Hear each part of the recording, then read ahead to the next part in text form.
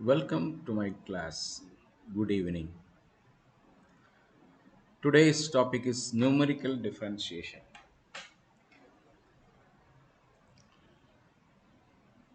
So, what is numerical differentiation? What is the difference between numerical differentiation and ordinary differentiation or analog differentiation? So, first of all, numerical differentiation is computing or calculating the derivative of a function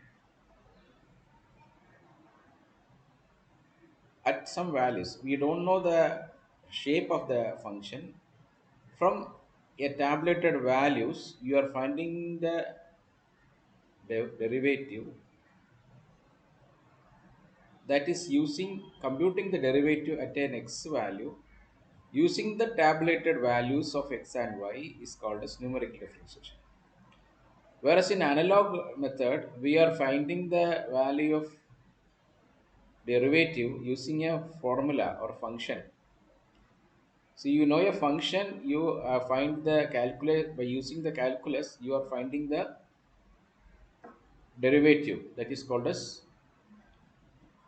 analog method of differentiation.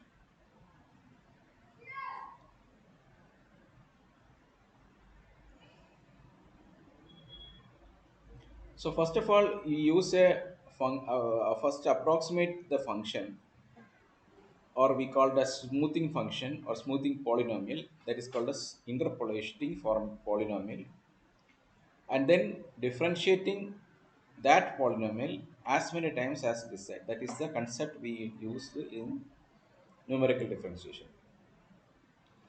So we know that we have a table of set of data x and y data. If the values are equispaced, the derivative is required, and the derivative is required near the beginning of the table of values. We employ Gregory-Newton forward interpolation formula. If it is required near the end of the table of values, we use Gregory-Newton backward interpolation formula. For the values near the middle of the table, the central differential difference interpolation formula is used. If the values are not equispaced, we use Newton's divided difference interpolation formula or Lagrange's interpolation formula to get the derivatives. അതായത് നമ്മളുടെ table of data X values എല്ലാം ഇക്വിസ്പേസ്ഡ് ആണെങ്കിൽ, മാത്രമല്ല നമ്മൾക്ക് ആവശ്യമായ derivatives ഈ ടേബിളിൻ്റെ ആദ്യത്തെ ഭാഗത്താണ് വേണ്ടതെങ്കിൽ, നമ്മൾ ഉപയോഗിക്കുന്ന പോളിനോമിയൽ എന്ന് പറയുന്നത് Gregory Newton forward interpolating formula. രണ്ടാമതായി, നമ്മൾ ഈ ടേബിളിൻ്റെ അവസാന ഭാഗത്താണ് നമ്മൾക്ക് ആവശ്യമെങ്കിൽ അതിനെ നമ്മൾ എന്ത് വേണമെന്ന് വെച്ച് കഴിഞ്ഞാൽ Gregory newton backward interpolation formula.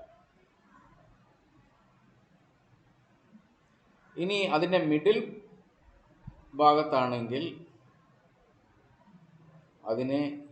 ഭാഗത്താണെങ്കിൽ അതിനെ നമ്മൾ ഉപയോഗിക്കുന്നത് സെൻട്രൽ ഡിഫറൻഷ്യൽ ഫോർമുല എന്ന് ഉപയോഗിക്കും. ഇനി നമ്മൾ ഇക്വിസ്പേസ്ഡ് അല്ല, എക്സിൻ്റെ വാല്യൂ ഇക്വിസ്പേസ്ഡ് അല്ലെങ്കിൽ നമ്മൾ Newton's divided difference interpolation formula അല്ലെങ്കിൽ ലഗ്രാഞ്ച് ഇന്റർപോളേഷൻ ഫോർമുല ഉപയോഗിച്ച് നമ്മൾക്ക് ഡെറിവേറ്റീവ് കണ്ടുപിടിക്കാൻ സാധിക്കും. പക്ഷെ അത് നമ്മളിവിടെ പഠിക്കുന്നില്ല. പക്ഷേ മറിച്ച് നമ്മൾ ഇക്വിസ്പേസ്ഡ് ആണെങ്കിൽ നമ്മൾ ഉപയോഗിക്കുന്ന Gregory Newton forward interpolation formula മാത്രമേ നമ്മളിവിടെ പഠിക്കുന്നുള്ളൂ. അപ്പോൾ നമ്മൾ കഴിഞ്ഞ വീഡിയോയിൽ പഠിച്ചതുപോലെ ഫോർവേഡ് ന്യൂട്ടൺ ഇന്റർപോളേഷൻ ഫോർമുല എന്ന് പറയുന്നത് y0 plus p into delta y0 plus p into p minus 1 delta square y0 by 2 factorial plus p into p minus 1 p minus 2 delta cube y0 by 3 factorial plus etc. Where p is equal to x minus x0 by h and x is the test value for which the derivatives are to be determined. അപ്പോൾ ഇവിടെ ഈ Newton's forward interpolation ഫോർമുലയിൽ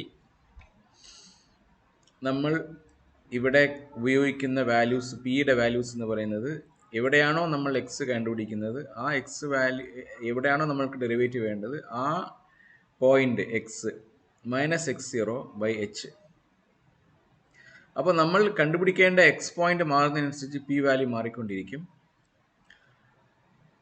അത് മാത്രമല്ല initial values x0, y0 എന്ന് പറയുന്നത് at the beginning of the data set ആയിരിക്കും. അങ്ങനെ നമ്മൾ ഫസ്റ്റ് ഡിഫറൻസ്, സെക്കൻഡ് ഡിഫറൻസ് എന്നൊക്കെ പറയുന്ന പോലെ നമ്മൾ delta y0, delta square y0 എന്ന് പറയുന്ന പല വാല്യൂസും ഉണ്ടാവും. അങ്ങനെയാണെങ്കിൽ നമ്മൾ ഈ വൈയിലെ ഡിഫറൻഷ്യേറ്റ് ചെയ്ത് ഈ ഇൻ്റർപോളേറ്റിംഗ് ഫോർമുലയെ നമ്മൾ ഡിഫറൻഷ്യേറ്റ് ചെയ്താൽ നമുക്ക് എന്ത് കിട്ടും? 1/h delta y0 plus 2p minus 1 delta square y0/2 factorial. അങ്ങനെ നമ്മൾക്ക് ഒരു ഫസ്റ്റ് ഡെറിവേറ്റീവ് dy/dxൻ്റെ വാല്യൂ കിട്ടും. അതുപോലെ d²y/dx² വാല്യൂ നമുക്ക് കിട്ടും. അങ്ങനെയാണെങ്കിൽ നമ്മൾ കാണാൻ സാധിക്കും ഒരു ഡാറ്റ തന്നിട്ടുണ്ട്, ടേബിൾ തന്നിട്ടുണ്ട്. ആ ടേബിളിൽ നിന്നും നമ്മൾക്ക് numerical differentiation using tabulated function.